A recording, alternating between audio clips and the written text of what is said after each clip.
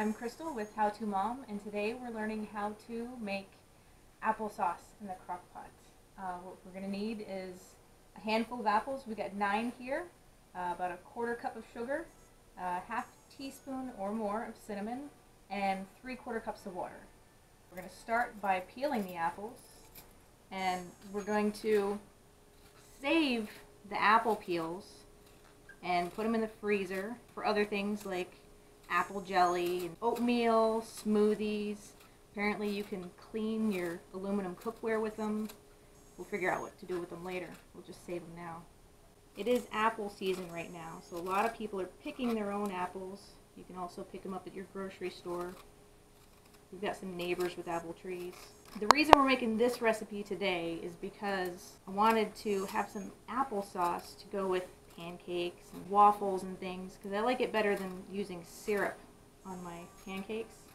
It's more moist and not as sweet. But I went to the grocery store to find applesauce, and everything had just horrible ingredients in it, like high-fructose corn syrup, and added sugar, and food coloring, and different flavors, and I just wanted some plain old applesauce. So we looked up a recipe and decided to make our own.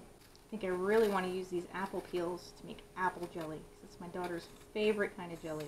I didn't know that you could make it from apple peel. It's amazing.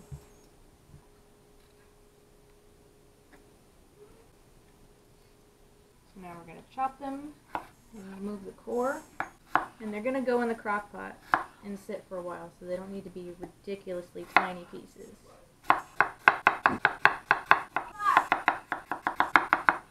When moving things with your knife across a cutting board, always flip it to the top of the knife. That way you don't damage your sharp edge.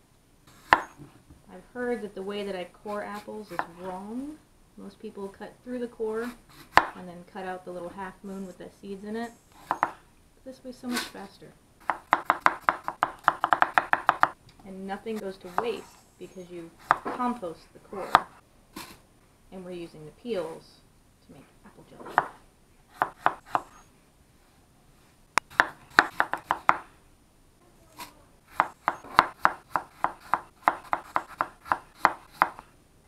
Since this applesauce recipe is pretty flexible, we're not going to bother measuring the apples.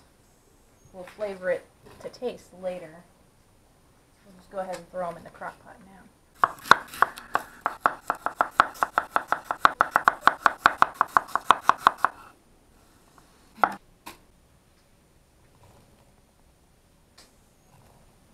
Okay, we've got all our apples in the crock pot. Now we're going to add our 1/4 cup or thereabouts of sugar. Some people add a 1/2 cup. I think it's safer to start with a 1/4 cup and then add more later after everything's cooked down. And do about a 1/2 teaspoon cinnamon.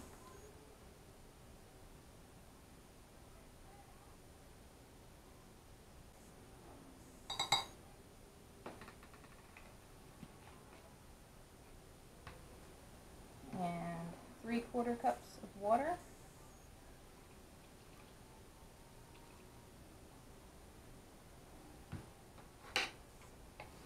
Mix it up a little bit. As it cooks down, everything will mix a lot better, so just trying to distribute everything evenly.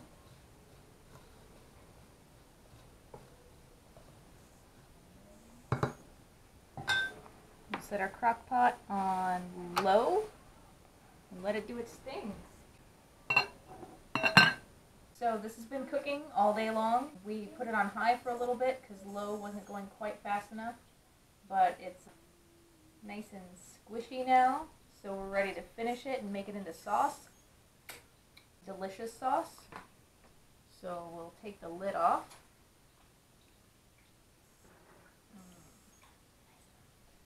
And you can use a potato masher or a big fork or whatever your favorite method of mashing is. I like the automatic mashing method, so we're going to use my grandmother's food processor.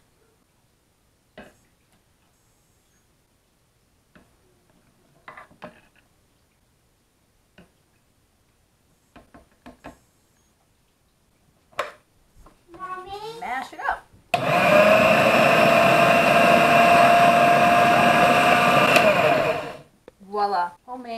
applesauce. Nothing scary in it. Just apples, sugar, cinnamon, water. No high fructose corn syrup.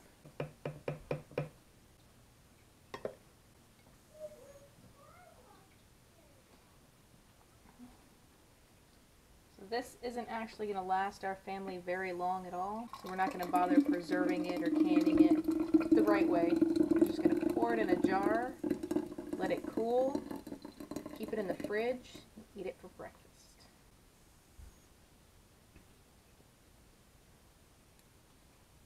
It's perfect. A half a cup of sugar would have been way too much. I do like it.